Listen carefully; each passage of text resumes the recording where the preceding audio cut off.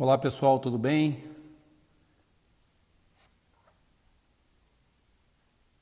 Vamos começar a nossa live. Eu estava com um pequeno problema aqui na... já está entrando Mirella, o Giovanni, Marcos. Muito bom. Vou convidar a Ana aqui para participar desse primeiro bate-papo com a gente. Eu acho que a Ana pode até entrar aqui já e começar a conversar conosco, Ana. Não sei, cadê?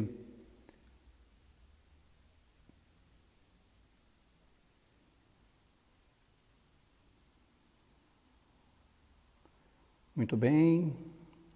Pessoal entrando, vamos falar um pouquinho sobre essa crise e sobre algumas questões que nos preocupam. Eu vou convidar aqui a Ana para participar conosco.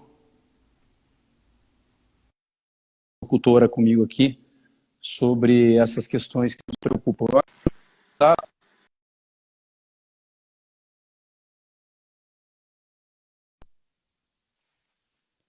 Boa tarde. Deu certo? Te escuto bem? Acho que o pessoal também está te escutando.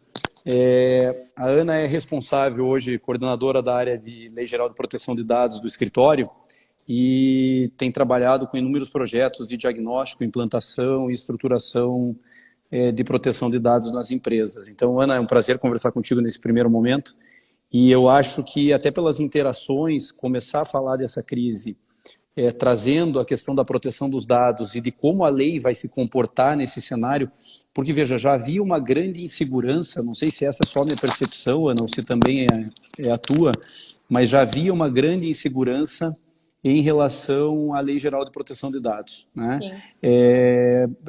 O prazo que se avizinha, ou seja, agosto de 2020 está aí, né? Com essa paralisação geral que o país entrou por uma questão de saúde plenamente justificável, né, e aconselhável do ponto de vista de saúde pública, não só no cenário brasileiro, mas no cenário mundial, né. É preciso que as pessoas entendam que é um momento realmente de crise global, né, mas isso agravou um pouco mais o cenário da Lei Geral de Proteção de Dados, ou seja, o que já existia, na verdade, de grandes dúvidas sobre a Lei Geral de Proteção de Dados, talvez tenha sido potencializada pela grande dificuldade que a gente tem hoje de entender como é que vai se comportar o legislativo, como é que vai se comportar o próprio Poder Executivo na criação da Agência Nacional, da Autoridade Nacional, né, dessa agência reguladora que vai ser formada para estruturar a proteção de dados e para direcionar de alguma forma, porque você tem percebido isso lá no escritório, quando a gente estrutura, seja a parte de diagnóstico, seja implantação, seja até alguns treinamentos obrigatórios e vinculados à proteção de dados, a gente percebe essa grande dúvida, né? Sim, nós fizemos, implementamos, temos um bom diagnóstico, temos de alguma forma uma estruturação, uma implantação, mas e daí? Será que isso vai ser ou não validado pela autoridade nacional? Será que a metodologia utilizada foi a metodologia adequada? Será que não vai haver uma regulamentação diversa daquela que foi implementada? Então, esse cenário de grandes incertezas é um cenário que eu realmente acredito que preocupa, né? Sim, porque assim, pronto, desculpa te interromper. Claro. Já tinha muita incerteza em relação ao prazo da lei, porque até agora não tem autoridade nacional. Então, as empresas estavam sempre questionando, tá, a gente está fazendo toda essa movimentação, quem já começou a se adequar, fazer diagnóstico, implantação, não sabia como, de fato, as sanções seriam aplicadas, se seriam, como seria feita essa análise. E agora, com a pandemia, com as atividades parcialmente paralisadas, a insegurança aumenta, porque hoje as empresas estão querendo se manter ativas, manter o funcionamento, quiçá fazer investimento em adequação, pensar numa possível sanção de até 50 milhões, é bem complicado. Então, a insegurança aumentou com certeza. E a gente vê, eu vejo aqui várias pessoas participando da nossa live e que trabalham com o tema, né, alguns diretores jurídicos de empresa, vários empresários e etc. participando. Eu vejo essa preocupação com a proteção dos dados também nos projetos de lei que se acumulam, na verdade, no Senado e na Câmara para prorrogação de prazo, para estabelecimento de, talvez, uma própria lógica de imputação de sanção mais diminuta em face dessa realidade das empresas. Agora, me parece, Ana, e aí eu não sei se você concorda comigo, eu acho que a gente já pode trabalhar com o tema específico e o pessoal que tiver dúvida e quiser interagir, fique bem à vontade. Me parece que são 3 grandes problemas aqui, 3 grandes dúvidas e 3 grandes problemas que a gente tem que resolver. O primeiro deles vai ou não haver prorrogação de prazo? Muita gente tem me perguntado, Rodrigo, você é ou não a favor da prorrogação do prazo? Né? A gente passou agora no escritório, até um certo tempo atrás, pela questão da lei das estatais, que teve o mesmo cenário, né? Ou seja, 2 anos para uma adequação e depois de 2 anos a obrigatoriedade com sanção, né? A minha resposta para essas pessoas que me perguntam se eu sou favorável ou não à prorrogação desse prazo é de que, diante deste novo cenário pós-crise, eu não tenho dúvida de que hoje eu sou favorável à prorrogação do prazo. Vou dizer por quê. Você bem lembrou, Ana, que a gente está num momento de reestruturação das empresas. Boa parte das empresas está preocupada em se manter no mercado, né? Para além daquilo que efetivamente tem que fazer, né? Ou seja, se manter ativa, produtiva e ainda com a grande obrigação, e pelo menos uma obrigação social e de alguma forma até fomentada pelo governo federal, e eu não vou entrar aqui no ponto de vista político de se de uma forma adequada ou não, burocrática ou não, rápida ou não, mas fomentada de manutenção dos empregos. Então a empresa está preocupada em manter empregos, manter a sua atividade ativa, né, e se de alguma forma conseguir gerar algum tipo de lucro. Porque me parece que, inclusive, as provisões das empresas para esse ano e para esse cenário já foram completamente reestruturadas. Lá no final da nossa live, a gente vai bater um papo, até depois você vai entrar o Eduardo aqui para falar sobre o plano de gestão de crise, etc. e tal, mas me parece que essa provisão de recursos e etc. ela foi toda utilizada para esse momento de crise e para a reestruturação do negócio, né? Ninguém estava esperando esse cenário. Isso, ninguém estava esperando o cenário. A lei 13979 trouxe um fôlego, eu diria um fôlego, porque na verdade ela ainda não se colocou em várias ferramentas, né, dessa lei, ainda não estão praticadas no mercado, etc. Mas fato é, o que me preocupa são os projetos de lei. Então, vamos bater um papo sobre os projetos de lei, até porque a gente tem pouco tempo aqui no Instagram, a gente tem 1 hora só, né? Nós temos hoje, basicamente, 4 projetos de lei tramitando na Câmara e no Senado, né? Em diferentes cenários da Lei Geral de Proteção de Dados. O primeiro projeto de lei que foi apresentado ainda no ano passado, foi um projeto de lei que trabalhou com uma prorrogação de prazo para agosto de 2022. Esse projeto de lei, eu acho que ele realmente não tem grandes chances, Ana, não sei o que você entende, Concordo. Mas assim, ele já era um projeto de lei criticado justamente por flexibilizar demais uma exigência internacional, porque veja, nesse cenário de crise, o Brasil precisa estar preparado para a LGPD, porque a OCDE, e inclusive para a reestruturação econômica do país, né? Sim, você precisa ter essa... É essencial focar nisso para a imagem do Brasil no exterior tá positiva, para gerar emprego, negócios, até para a economia se reestruturar. Então, concordo com você, Pironti, que esse projeto, perfeito, a justificativa hoje não faz mais sentido. Isso, exato, também concordo. E veja que, se você for pensar bem, a justificativa já era de prorrogação para agosto de 2022. Uma flexibilização do prazo que nem o mercado estava, de alguma forma, concordando, né? Porque a vacácio já era uma vacácio adequada, né, de 2 anos. Uhum. E ele está fora do regime de urgência, porque ele foi apresentado em outubro de 2019. Portanto, você tem, inclusive, esse prejuízo a esse projeto. Tem 3 outros na pauta, né? Sim. Diante das informações que a gente teve no dia de hoje, porque a live ela é quentíssima, porque ela vai trazer, inclusive, né, informações de ontem. Informações de ontem, né, e que foram atualizadas no cenário da LGPD nesse momento. Portanto, eu acho que esse projeto do deputado Carlos Bezerra, ele fica no forno e provavelmente ele não vai maturar, ele não vai sair desse cenário de stand-by. Né? Concordo com você. E aí a gente tem 3 projetos que foram apresentados no regime de urgência, né? Um deles do senador Alencar, que é Otto Alencar, né? Otto Alencar, que é de 26 de março, né? E que também prorroga esse prazo.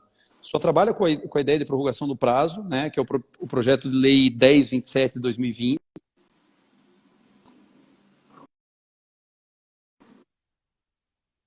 Voltou. Deu uma travada, mas já voltou. Deu uma interrupção aqui, me desculpe. Isso. E que também trabalha com esse cenário de prorrogação de prazo, né? Mas é uma prorrogação de prazo também para fevereiro de 2022. Então, me parece que esse projeto de lei, em relação aos outros, tem menos chance de ser aprovado, até pela sua fundamentação e pela sua estrutura. A fundamentação aqui é que, por não ter a autoridade nacional constituída, as empresas não conseguiam se adequar. É um pouco do projeto do ano passado, não cita muito a questão da pandemia, do coronavírus. Então, eu acho que também é um projeto que vai ficar esquecido, que não vai ser analisado. Pelo menos essa é a sensação que me deu de olhar a justificativa. Não, sem dúvida. A Tati Camarão tem uma ponderação sempre muito interessante. Tati, fico muito feliz que você esteja participando, mas já vou comentar, porque eu também concordo contigo, né?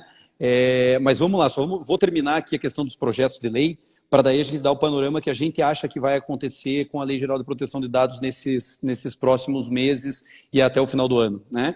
Então, esse projeto de lei, eu acho que, concordo com você, né, ele tem pouquíssimas chances de ser aprovado. Agora, nós temos 2 outros projetos de lei, um do senador paranaense, que é o Álvaro Dias, né, que foi protocolado em 30 de março, né, que é o projeto de lei 1164 de 2020, e foi retirado na data de ontem, né, com a justificativa de que iriam fazer correções e etc. Mas a minha visualização, e não sei se a tua visualização é a mesma, Ana, a gente ainda não teve a oportunidade de conversar sobre isso, né? Mas a minha visualização é de que esse projeto de lei do Álvaro Dias foi retirado para, de alguma forma, ceder espaço para o do Anastasia, que é o próximo que a gente vai comentar. Os dois são da mesma data, os dois são do dia 30 de março. O do Álvaro Dias fala exclusivamente sobre o prazo, então manteria o prazo para agosto. O que muda é a questão da aplicação das sanções, que daria um fôlego de mais um ano para as empresas. Até então, me parecia o melhor projeto de lei, o mais adequado para que as empresas possam realmente fazer a adequação da LGPD sem ter nenhum prejuízo em relação à aplicação de eventual sanção.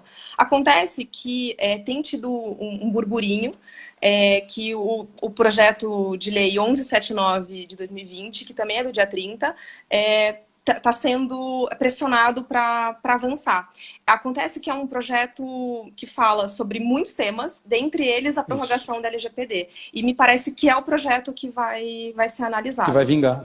Pois eu gostava muito do projeto do Álvaro Dias e torço, inclusive, para que realmente a justificativa de que ele foi retirado para algumas pequenas correções seja verdadeira. Sim. Porque o projeto do senador Álvaro Dias, que é o 1164 de 2020, em detrimento desse do Anastasia, que é o 1179 de 2020, né, ele trabalha com um tema que, inclusive, foi comentado pela Tati Camarão aqui e que eu acho que a gente pode trazer como um aspecto relevante para a governança.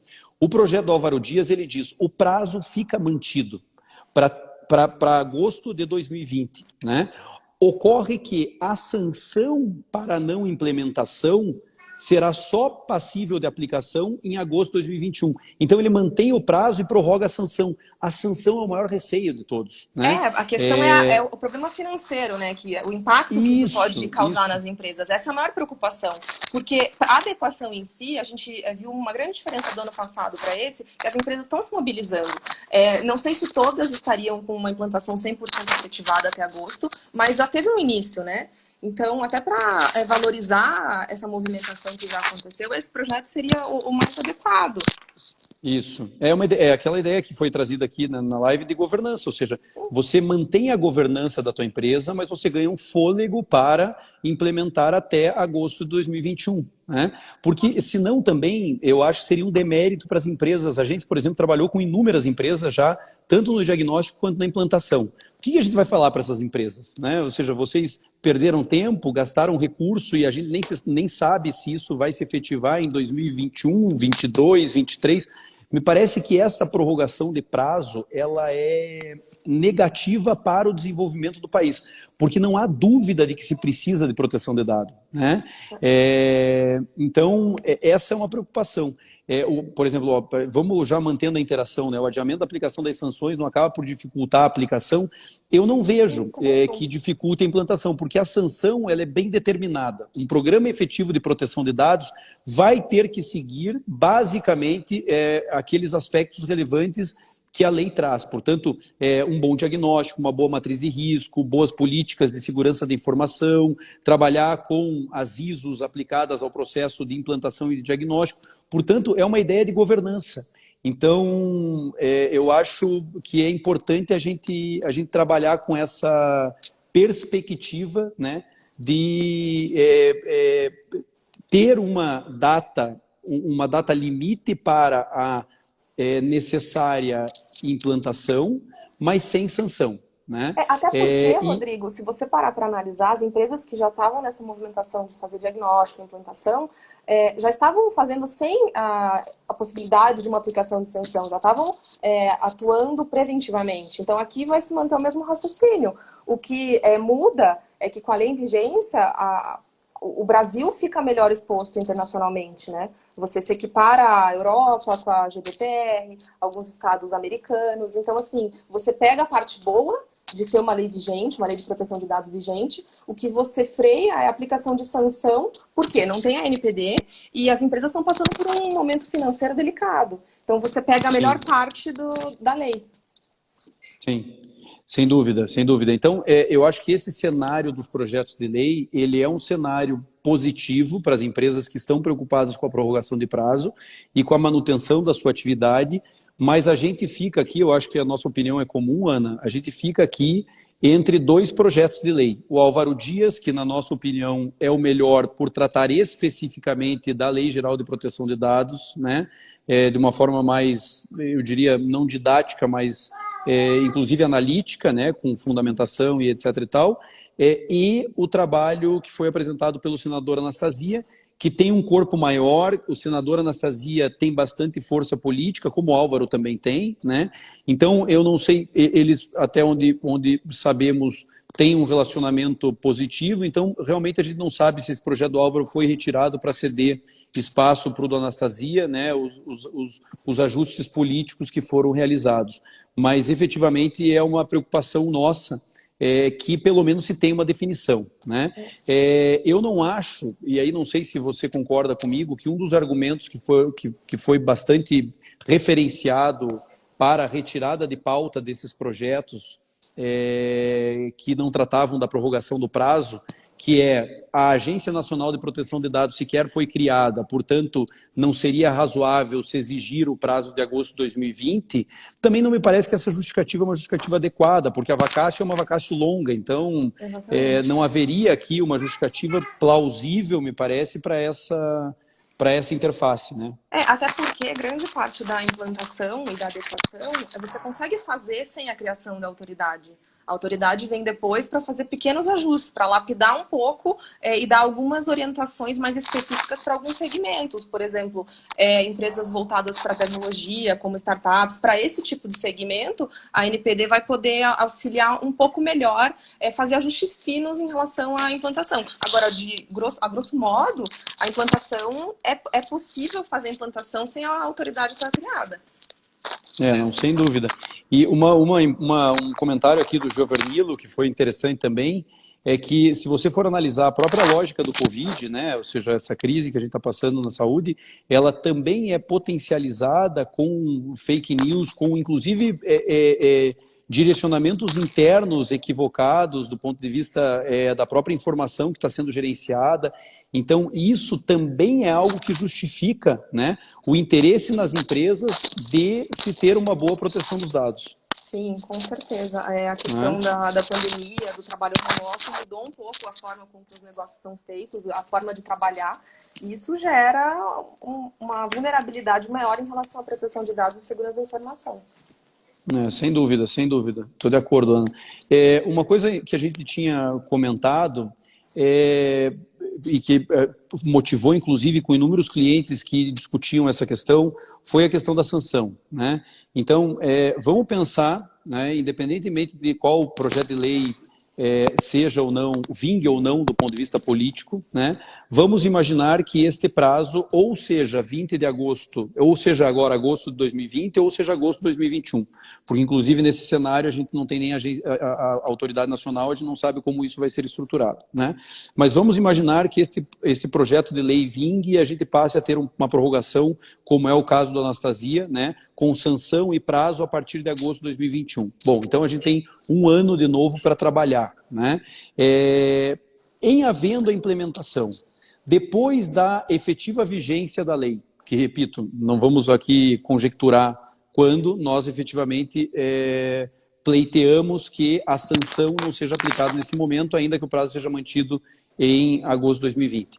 Mas a sanção, ela é razoável num primeiro momento, porque, veja, uma das discussões que a gente teve com larga escala foi: não há um direcionamento regulamentar ainda, não há nenhuma regra que diga para as empresas, você tem uma implementação que tem que seguir este livro de condutas ou estas etapas mínimas.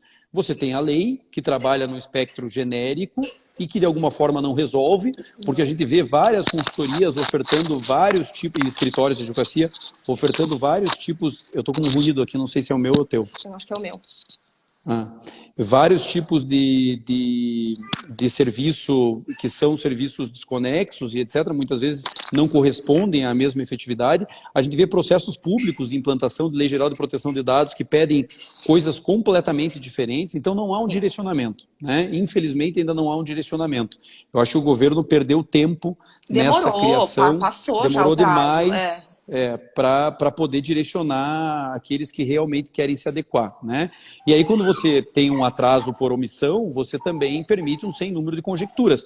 Então, me parece que dentro desse cenário, nenhuma sanção é razoável. Eu tinha, inclusive, numa palestra que dei recentemente aqui num evento do governo do estado do Paraná, eu tinha manifestado que eu não acho que há substrato material para aplicação de sanção nesse momento. Não tem. O que eu acho é que os órgãos de controle poderiam notificar, advertir, para dar prazo para implementação dentro daqueles panoramas que vão ser formatados, mas nunca uma sanção pecuniária, na minha opinião. Não há nexo de causalidade, e aí a gente entra até o Dr. Rafael Lovato, para vocês entenderem, pessoal, a gente fez essa live no Instagram, mas está toda aquela equipe do escritório que apareceu nas fotos aí no pano de fundo. Então, ajudando.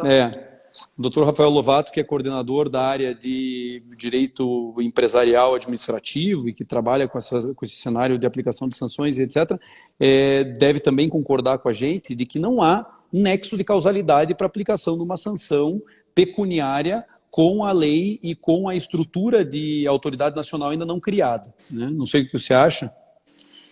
Eu acredito assim, primeiro a autoridade tem que ser criada. Sendo criada as sanções, eles mesmos precisam de tempo para entender como que o mercado está, como que as empresas passaram por esse período, qual que é o percentual de empresas que já iniciaram a adequação, quantos que já finalizaram, para poder avaliar, aplicar sanções agora, virou a chave, já começar a aplicar sanção, vai ser muito mal visto e não acredito que vá acontecer dessa forma. A gente tem conversado com os clientes que, ao nosso ver, me parece que a autoridade vai fazer um trabalho um pouco mais passivo, assim, de identificar os grupos que estão na linha de frente, que a gente sabe quais são, que trabalham com dados pessoais sensíveis, como escola, hospital, redes de farmácia, enfim, e-commerces. Esses vão ter que responder questionários demonstrando que já iniciaram essa adequação e, eventualmente, comprovar. Mas eu não acho também que aplicar a sanção imediatamente resolva, né? Até porque a própria autoridade precisa entender o que está acontecendo. Sem dúvida, sem dúvida.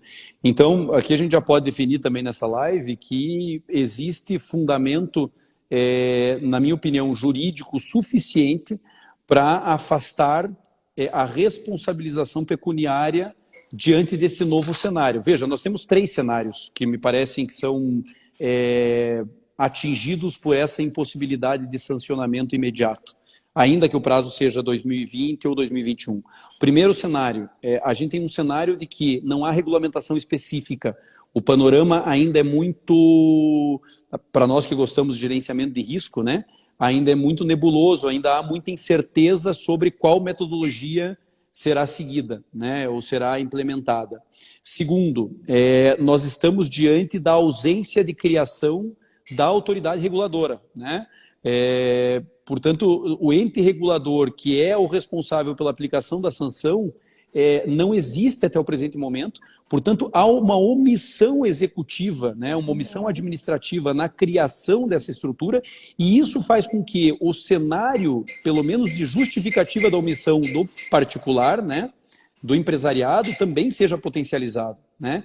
E, para além disso, a questão da Covid, que acometeu a todos nós de uma maneira muito grave, né? Seja o cenário social, seja o cenário de saúde pública global e principalmente o cenário econômico, porque nós ainda não temos... Eu escutei uma live do ministro Paulo Guedes esses dias, realizada pela XP, Antônio Neto, meu grande amigo e parceiro, também estava na live, porque me lembro que comentou vários aspectos, e ali o que o ministro mencionava nós não fazemos ideia do impacto econômico posterior a esta crise.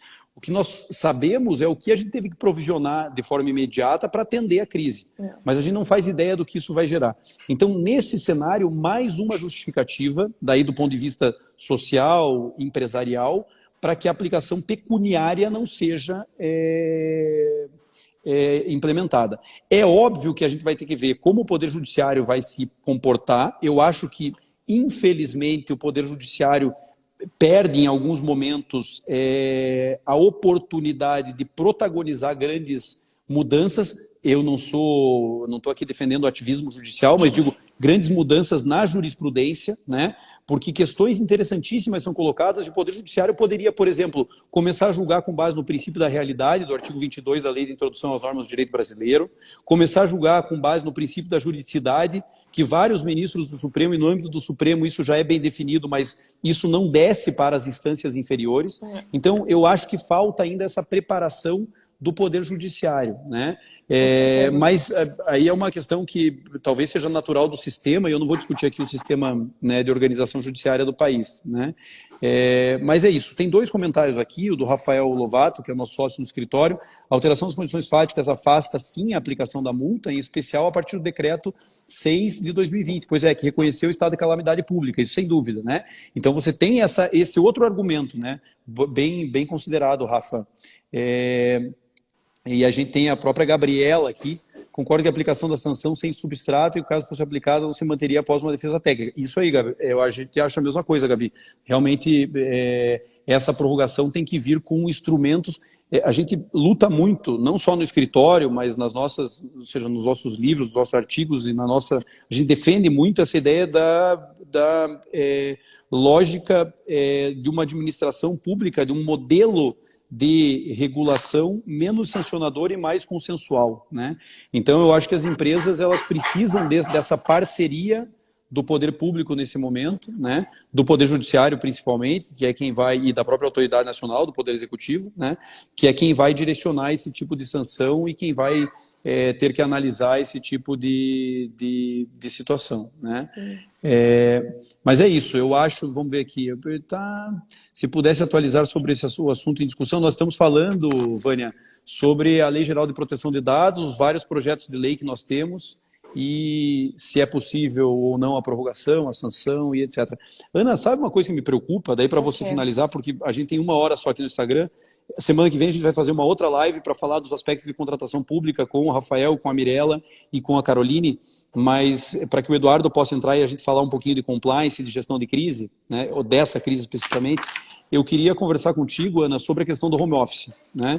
Vários clientes nossos têm nos procurado para falar sobre o problema que o home office traz em relação à proteção de dados. Sim. E aí a gente vê, né, nós temos parceria com várias empresas de tecnologia de informação, na implantação de programas de integridade e de Lei Geral de Proteção de Dados.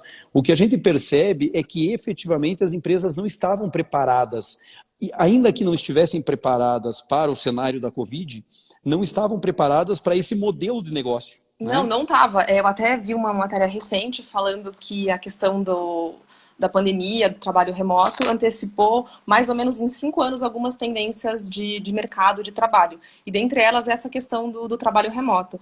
Se a gente olhar antes da pandemia, poucas eram as empresas que conseguiam efetivamente trabalhar via home office, e isso era para alguns cargos de gestão. Da noite para o dia, as empresas tiveram que colocar a parte operacional inteira.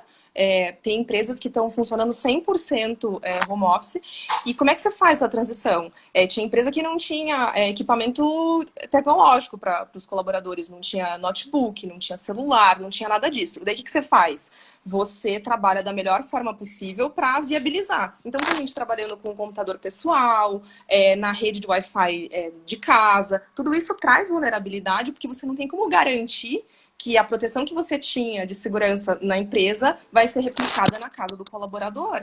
Mas ou você fazia isso ou não tinha como manter as operações. Eu acredito, Pironte, que depois, quando as coisas se normalizarem, vai ser um trabalho muito importante da parte de compliance e da área responsável pela LGPD olhar para trás e ver, bom, o que aconteceu nesse período, quais foram as vulnerabilidades e tentar botar ordem na casa, porque agora está todo mundo se adequando, né, do jeito que dá. Sim, sem dúvida. Veja, a Carolina, que é diretora jurídica lá do Grupo Ninter, que é uma brilhante profissional, está aqui conosco, a gente fica muito feliz. Ela está mencionando que estão com 97% em regime de teletrabalho. E isso é um problema, né? Porque é uma empresa que tem vários colaboradores, né? Inúmeros setores, então você realmente tem esse problema da segurança de informação a ser resolvida no home office. São várias as questões, até o Marcos Matana acabou comentando, anotei aqui, uma questão importante que eu acho que a gente tem que comentar, o sistema financeiro nacional, né? Você falou, eu trabalhei muito tempo no sistema financeiro e etc e tal, e o sistema financeiro sempre teve tecnologia de informação e proteção de dados de forma muito fidedigna, isso é verdade, né? A gente até teve uma pergunta nos eventos que a gente participou agora recentemente com o jurídico de Saias. Essa não é uma novidade para a realidade do sistema financeiro, porque independentemente da Lei Geral de Proteção de Dados, por orientação do Banco Central, por orientação da própria lógica de instruções do mercado externo, né, o sistema financeiro já estava muito organizado, né? Então a gente tinha essa tranquilidade já em relação ao sistema financeiro. Mas fato é, voltando ao comentário da Carolina, né? Veja, 97% das pessoas em regime de teletrabalho é algo que preocupa. Por quê? Porque efetivamente a empresa precisa garantir a segurança dessa informação não só para o seu funcionário, né? Mas principalmente para o seu público final. Com né? Então, certeza. algumas empresas têm dados sensibilíssimos, né? E que um relacionamento virtual não protegido pode expor, por exemplo, empresas na área de saúde ou ainda empresas que trabalhem com o mercado educacional, né? Como é o caso do Grupo Ninter e etc., tem dados dos seus alunos, dos seus colaboradores bastante sensíveis, né? Informações relevantes em relação a vários aspectos. Portanto, isso precisa ser muito bem pensado. Eu acho que essa vai ser uma grande diretriz pós-crise, né? Com certeza. A partir do momento que os colaboradores estão fazendo trabalho remoto, foi preciso utilizar algumas plataformas. Por exemplo, tem muita gente usando Zoom, Google Meetings, e se você olha o número de downloads dessas plataformas no começo do ano para a última semana, aumentou exponencialmente. Agora, que empresa que foi atrás para olhar a política de segurança da informação dessas plataformas? Quem que faz esse acompanhamento? Não tem, né? Saiu Sim. uma matéria essa semana falando que a plataforma Zoom compartilha informações dos usuários com o Facebook, independente do usuário ter conta nessa outra plataforma. Então, assim, são compartilhadas informações pessoais do colaborador, e isso também gera uma vulnerabilidade em relação aos dados pessoais ou pessoais sensíveis que são tratados na operação. Fica tudo muito exposto. Até alguém aqui colocou um comentário que essas vulnerabilidades vão expor os riscos operacionais de forma muito clara. Com certeza. Com certeza. Sem dúvida. Tá tudo muito transparente agora. E a pessoa trabalhando em casa, é difícil você fazer esse monitoramento, porque precisa de investimento, você precisa investir em tecnologia para fazer esse acompanhamento, esse monitoramento redondo. Para que teu colaborador trabalhe com o computador pessoal dele, você teria que ter uma política de bring your own device própria já feita, implantada, e não é a realidade das empresas. Porque o home office pegou desde as pequenas até as grandes empresas. E nem as grandes tinham plena capacidade para trabalhar dessa forma. Então, é uma questão bem delicada e que vai precisar olhar para trás quando tudo se regularizar. Né? Sem dúvida. A Fabiane menciona que o poder público também não estava preparado para isso, né? Muito menos, muitas vezes, né? Porque não há, inclusive, muitas vezes recursos para alocação nessa atividade e-mail. Uma pergunta da Carolina muito interessante é se a assinatura de termo de responsabilidade mostra diligência e minimiza eventuais punições. Sem dúvida, Carolina. Veja que essa é uma demonstração de não omissão, né? Então, pelo menos os mecanismos, eu diria, burocráticos, né? Instrumentos de tentativa de minimização de perdas, de vazamentos e etc., devem existir. Portanto, a assinatura do termo de responsabilidade realmente minimiza, Carolina, sem dúvida. A doutora Evelyn Carvalho, que é lá do Ministério Público de Contas do Amazonas, Ministério Público de Contas, Tribunal de Contas vinculado lá no Amazonas, também fala que os órgãos de controle externos devem estar sensíveis a esse momento ímpar, sem dúvida. Foi um dos questionamentos, inclusive, trazidos aqui. Né? É importante que pessoas como a doutora Evelyn, que estão com a caneta, né, e que têm a possibilidade de ofertar ao público externo sanções, ao invés de ofertar sanções, oferte consenso. Né? Sim, sem dúvida. Uma coisa que as empresas podem fazer também é fazer uma cartilha informativa de como trabalhar home office, porque também você não pode colocar teu colaborador em casa sem explicar para ele como você espera que ele trabalhe. Assim, coisas simples. Evite ficar abrindo links que você acha que sejam suspeitos, porque se você está utilizando documentos e informações sensíveis na empresa, no teu computador, e você acessa um link e se expõe dessa forma, você está expondo a empresa. Então, talvez uma cartilha, uma reunião, até que seja online, para explicar boas práticas de trabalho remoto, pode ajudar a minimizar, com certeza. Tá ótimo. Ana, eu vou te agradecer porque a gente tem aqui 2 temas para tratar na nossa live, né? Porque a Lei Geral de Proteção de Dados, a gente teve muita procura de clientes, parceiros, amigos, estudantes e etc. com dúvidas, né? Então, eu adorei o nosso bate-papo. Muito embora a gente fale diariamente, né? Hoje em home office, no escritório, mas sobre a live a gente teve muito pouco tempo de conversar em razão dos projetos dos clientes que estão em andamento.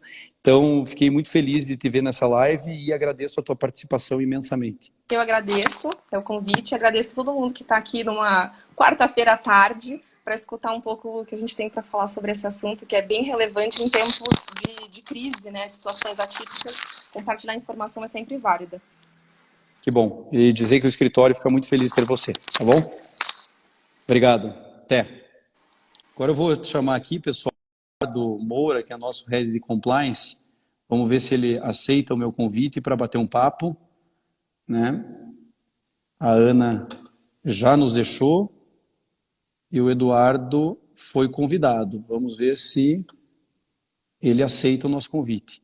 Espero que vocês tenham gostado desse bate-papo que a gente fez com a Ana sobre a Lei Geral de Proteção de Dados. É claro que muita coisa ainda existe a ser tratada e a gente fica à disposição de vocês pelos nossos contatos. Lá no nosso site tem os e-mails de contato do escritório e quem quiser interagir comigo também pelo Instagram, com a Ana, fique bem à vontade. Né?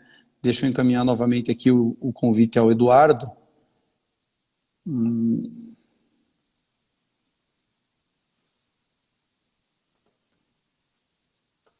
Eu acho que já foi encaminhado.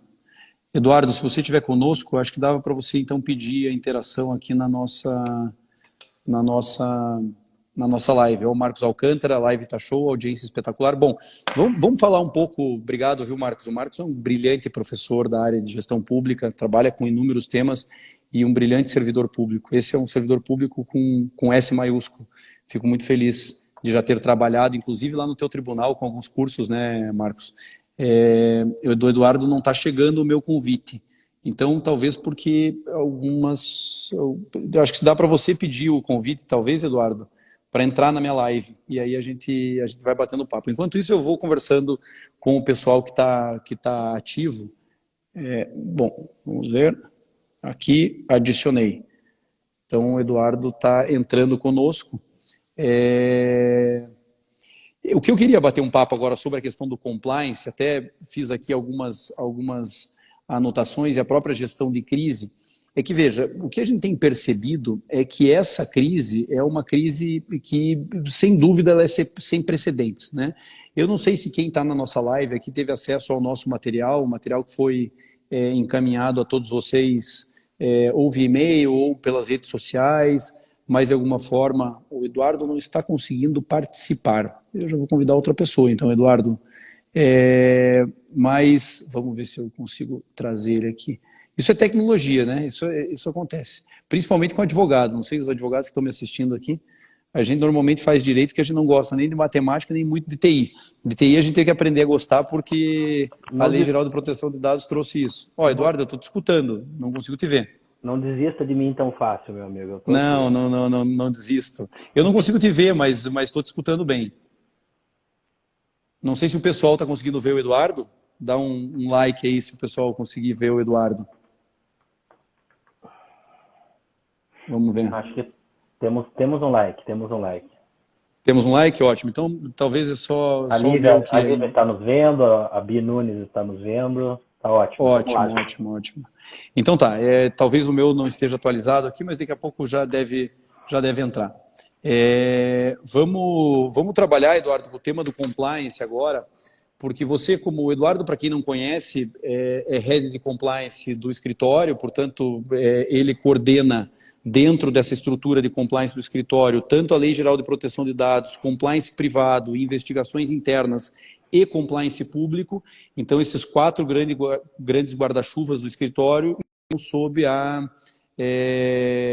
estão sob a coordenação do Eduardo, né? Portanto, o Eduardo participa aqui hoje conosco para bater um papo sobre essa questão do compliance, de como é que as empresas ou a estrutura de compliance das empresas pode se preparar para esse novo cenário, né? Então, Eduardo, no mesmo sentido que eu fiz com a Ana, eu queria trazer algumas questões para trabalhar contigo. A primeira delas falando de gestão de crise, naquele material que a gente elaborou, fica muito claro que as empresas não estavam preparadas para essa incerteza, né? Então aqui a gente já pode ver um gap importante, talvez, da área de compliance, porque não existia uma boa gestão de riscos, né? Eu não estou nem falando da questão da crise especificamente, porque a crise, ela obviamente acomete, mas você tem que estar de alguma forma preparado para ela, com seus planos de contingência, com suas ações de prevenção. A gente vê que isso não aconteceu do ponto de vista, pelo menos, da atividade empresarial momentânea. Eduardo caiu? Eduardo caiu. Bom, ótimo. E vocês me veem?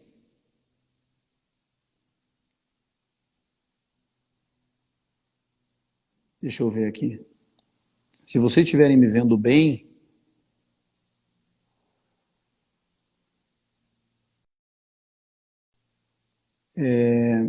Vocês conseguem me enxergar bem, pessoal? Só me deem um like aí, se vocês estiverem conseguindo me enxergar bem.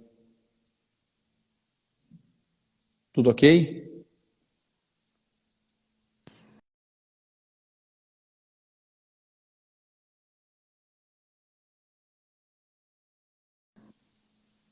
Tudo bem, pessoal? Me veem bem? Luana ok, Mariana ok, Marcos ok. Vou convidar o Eduardo de novo, vamos ver se ele junta-se a nós novamente. Obrigado, Carol. Felipe, está todo mundo me vendo. Ótimo, então vamos voltar. Isso, o Eduardo voltou. Voltei. Então estamos todos juntos novamente, né? Muito bem. Trabalhar com esse tema, Eduardo, do compliance, ele é fundamental. As empresas, portanto, não estavam preparadas na sua gestão de crise, né? Na sua gestão de risco, muito menos. Não havia plano de contingência, não havia nenhuma ideia, talvez, de aspectos preventivos e etc., né? E aí a gente se preocupa muito com essa realidade, né? Como é que as empresas vão se preparar para enfrentar esse novo cenário? Então, o que eu queria saber de você como Head de Compliance e como ou seja, pessoa atuante na área de compliance há mais de 17 anos, né, já passou pelo outro lado também, ou seja, foi compliance officer de grandes empresas e etc., em que aspecto as ferramentas de integridade de um programa de compliance podem auxiliar neste processo pós-crise? Então, onde é que o compliance entra? Onde é que o compliance ajuda? Bom, vamos lá, Rodrigo. Primeiro, grande prazer estar dividindo essa live contigo aqui para falar de um tema tão relevante, tão importante quanto a questão do gerenciamento de crise, risco e compliance. A gente que trabalha com compliance há muitos anos sabe o quanto ele pode trazer um diferencial efetivo para o tratamento de uma crise, né? O legal dessa pergunta é assim, eu tenho discutido e conversado com amigos empresários e com clientes também que se colocam na seguinte posição: se eu tivesse um plano de gerenciamento de risco, se eu tivesse um programa efetivo, se eu tivesse políticas efetivas, se eu tivesse um arcabouço de proteção, eu estaria mais preparado para essa crise hoje? Eu respondo claramente que sim, tranquilamente que sim. Porque, vamos lá, eu vi alguns comentários na live aqui, trazendo um pouco para a parte da LGPD, porque para mim a LGPD também é compliance, entendo que é simplesmente mais uma lei a qual a gente tem que estar em compliance. Por exemplo, quantas empresas estavam de fato preparadas para fazer home office no quesito técnico e no quesito legal? A pergunta é a seguinte: quantas empresas, tinham um arcabouço de políticas adequadas para, de uma hora para outra, preparar a equipe para trabalhar toda em home office, por exemplo? Isso é compliance, certo? Uma boa política de segurança da informação preparada, ela tem o tal do plano de continuidade de negócio. O plano de continuidade de negócios prevê o que você vai fazer em uma situação atípica.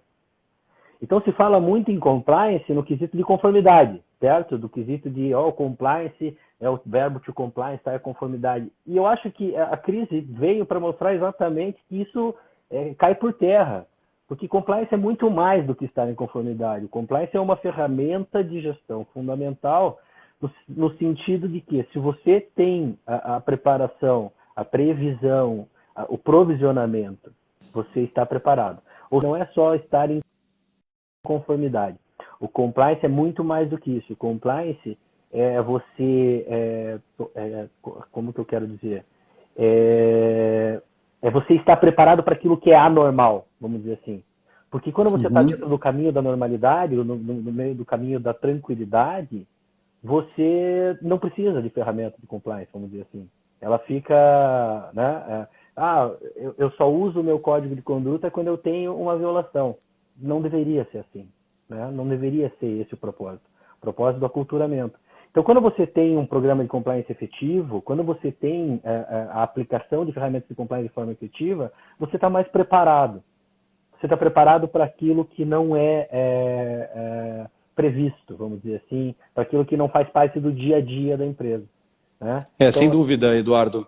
E algo que foi mencionado, inclusive, pela Tatiana Camarão aqui, e que a gente, ou seja, implementa muito no âmbito dos programas de integridade, principalmente quando a gente faz o gerenciamento de risco, são os planos de contingência. Eu concordo com a Tati, né, de que as empresas precisam agora pensar no pós-crise, né?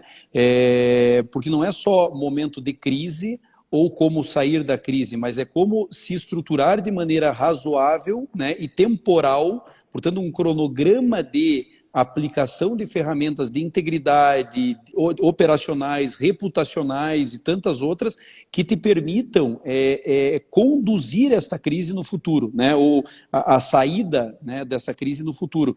E aí eu vou lembrar só, Tati, que no material que a gente publicou nós publicamos 2 materiais. Um para falar sobre gestão de crise na administração pública e outro para falar sobre gestão de crise na realidade empresarial. todos eles com vista aos contratos administrativos, mas eles se aplicam a todos aos setores. E ali a gente fala do plano de contingenciamento, né? A importância de se ter um plano de contingenciamento e que, para além disso, formate o teu plano de continuidade do negócio, né? Então, o PCN é fundamental. O comentário do Marcos Matana aqui falando sobre análise de riscos, infelizmente, é desconsiderada nas empresas. Fato. Né? A gestão de risco é fundamental, né? Como eu falei, eu estava num grupo de discussão esses dias onde o cara falou, cara, como é que eu ia prever que poderia ter uma pandemia? Sim, se você tivesse uma matriz de risco bem estruturada e bem feita, o caso fortuito, o força maior... Exato, não é a pandemia. Não é a pandemia. É o caso fortuito e a força maior. Exatamente. E aí, em decorrência de força maior, que te colocasse a equipe em home office, que te colocasse em suspensão de atividades, que te colocasse... Já houve situações parecidas, por exemplo, no caso da paralisação dos caminhoneiros, Exatamente. que aí vai discutir se é caso fortuito, força maior, se é responsabilidade de um ou de outro. Independentemente disso, a tua empresa já foi apresentada a cenários de paralisação de atividade. Então, você tem que ter um mínimo de previsibilidade em relação a isso, né? É fundamental. O pessoal perguntou aqui onde é que está o material. No site do escritório, www.pironteadvogados.com, tem lá e-books, daí vocês baixam os e-books gratuitos que tem lá e etc, né? Obrigado, Tati. É que você é um amor, né? Tá elogiando o material do escritório. Bom, tem mais uma ponderação. O compliance institucionalmente como agir aqui do Guileone. Então, eu acho, Eduardo, e aí a segunda pergunta que eu direciono a você, a gente tem 6 minutos, o Instagram nos cancela depois de 1 hora. Fico muito feliz da gente ter quase 100 pessoas o tempo todo, né? A gente já teve mais e agora está com 93 pessoas, então obrigado pelo pessoal que está aí há 1 hora conosco. Mas a última pergunta que eu queria fazer para ti, para a gente bater um papo e aí finalizar, é essa questão da... Uma empresa que tenha políticas efetivas de compliance está mais preparada para sair dessa crise? E por quê? Então, essa é uma visão...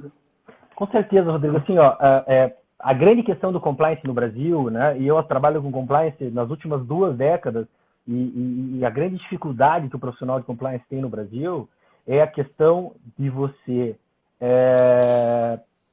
ter um choque cultural. O compliance ele é um grande choque cultural para o brasileiro, porque o brasileiro ele não está acostumado a se preparar para nada. Ele trabalha muito a questão da sorte. Então, né, a grande maioria do empresariado brasileiro, ele trabalha baseado em gestão e a métrica é a sorte, não é a preparação. E o compliance ele é um choque de cultura exatamente nisso. É você estar preparado para aquilo que pode vir a nunca acontecer.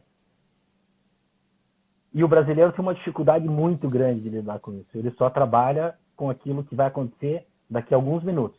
Ou aquilo que já aconteceu e já gerou um problema. Então a gente tem um choque cultural muito grande, a gente tem uma dificuldade de trabalhar preventivamente no Brasil. A gente tem uma facilidade e a gente tem uma cultura de trabalhar reativamente. Então sim, é uma empresa que tem um bom programa de integridade, porque o programa de integridade ele abrange muito mais do que apenas a questão de anticorrupção. Né? Ele abrange toda a estrutura organizacional da empresa e prepara a empresa para momentos difíceis. Isso sem dúvida. Então, Eduardo, já te agradecendo, porque a gente tem aqui mais 3 minutos, eu queria só então concluir dizendo que eu concordo com você nessas suas ponderações, né? Concordo integralmente com a Ana também nas questões da LGPD. Essa live vai ficar disponível para vocês tanto no site do escritório quanto no Instagram do escritório agora em 24 horas. Depois a gente sobe ela para o YouTube do escritório também. Então fiquem à vontade, vocês vão poder analisar. Tem algumas perguntas aqui. A pergunta da doutora Evelyn Freire, eu gostaria de finalizar com ela e daí também já trabalhar com o encerramento que eu gosto, que eu acho legal, uma mensagem positiva, né? Ao mesmo tempo que eu já agradeço o Eduardo. A doutora Evelyn, que é lá do Ministério Público de Contas do Amazonas, pergunta: até quando vocês acham no escritório que essa crise vai durar? O ministro Paulo Guedes, esses dias, falou que ele não sabia quanto tempo a crise ia levar. Ninguém no mundo sabe, né? Mas a gente sabe até onde a gente aguenta, né? Até onde o país aguenta, até onde economicamente a gente aguenta, até onde a saúde aguenta, né? Eu acho que o Brasil, diferentemente de outros países e de manifestações políticas que eu não vou comentar se são positivas ou negativas, pela minha cara vocês já podem imaginar o que eu penso delas, né? De que a paralisação é equivocada. Eu concordo com a paralisação, acho que a gente tem que ficar em casa, acho que a curva a gente abaixa e é importante abaixar essa curva, mas me parece que fundamentalmente dessa crise a gente vai tirar o seguinte: estar ou não preparado do ponto de vista da saúde pública, do ponto de vista econômico e etc., vai fazer com que a gente tenha que efetivamente aprender novas formas de relacionamento, né? Então, não importa até quando essa crise vai durar, na minha opinião. Nós, no escritório, estamos preparados para que ela dure 1 ano. E nós estamos preparados para, dentro deste 1 ano, atender os nossos clientes da mesma forma. A gente estava conversando isso ontem na nossa reunião semanal. Estamos preparados para atender o nosso cliente da mesma forma e com a mesma qualidade. A questão é, será que a gente vai ter essa recíproca? Então, me parece, Evelyn, para responder a tua pergunta e para já finalizar, tanto no aspecto da LGPD, quanto no aspecto do compliance e em qualquer outra estrutura, que a gente vai conversar na live da semana que vem, contratos administrativos e etc., a gente tem que pensar menos em estabelecimento do direito como solução de tudo por meio de regra e contrato e passar em ver o direito e as relações jurídicas como um estabelecimento de um ponto de partida para uma relação. A sanção não serve de nada. O direito administrativo sancionador já se provou ineficaz do ponto de vista da sua aplicação, do seu tempo de aplicação, inclusive da sua efetividade. É importante que as pessoas dialoguem. As pessoas perderam o diálogo. E eu acho que essa crise está fazendo com que a gente possa se reinventar em vários setores. E a reinvenção passa, é um pouco psicológico, é um pouco é quase que uma análise psicológica mesmo, uma análise de como a tua estrutura funciona para se preparar para esse período de pós-crise. E quanto tempo essa crise vai durar? Porque as pessoas dizem assim, eu preciso trabalhar, mas será que você não pode reinventar o teu trabalho estando em casa? Talvez não. E em não podendo reinventar o seu trabalho estando em casa, e se essa crise durar 6 meses, o que é que vai acontecer? O ser humano é um Hércules Quasímodo, como diria Guimarães Rosa, né? Ou seja, nós somos efetivamente extremamente criativos, né? Nós somos antifrágeis, que é a lógica dessa live. Portanto, busquemos a antifragilidade dentro dessa nova realidade, né? Vamos realmente tentar se estruturar e não pensar em quando essa crise vai acabar, mas como ela vai acabar para nós é fundamental. E aí eu espero que ela acabe para nós com muita saúde e ainda com a manutenção de toda a pasta de clientes ou de trabalho que você tinha e novas perspectivas dentro do teu próprio negócio. É uma reinvenção, né? Então é mais ou menos isso. Eduardo, muito obrigado pela tua participação. Obrigado. Pessoal, eu gostaria de agradecer a doutora Mirella, Caroline, Rafael, Ana, você, todo mundo da equipe do escritório, Marcos, o Shed, a Mavi, Mariana Albuquerque, estão todos aqui participando da nossa live, né? Portanto, muito obrigado a todos. E da minha parte, eu sempre termino as nossas reuniões com uma mensagem de carinho ao meu time, dizer que eu amo vocês porque é um prazer trabalhar com todos, tá bom? Pessoal, até a próxima. Obrigado. Até mais, Toronto. Valeu. Tchau, até. Tchau, tchau.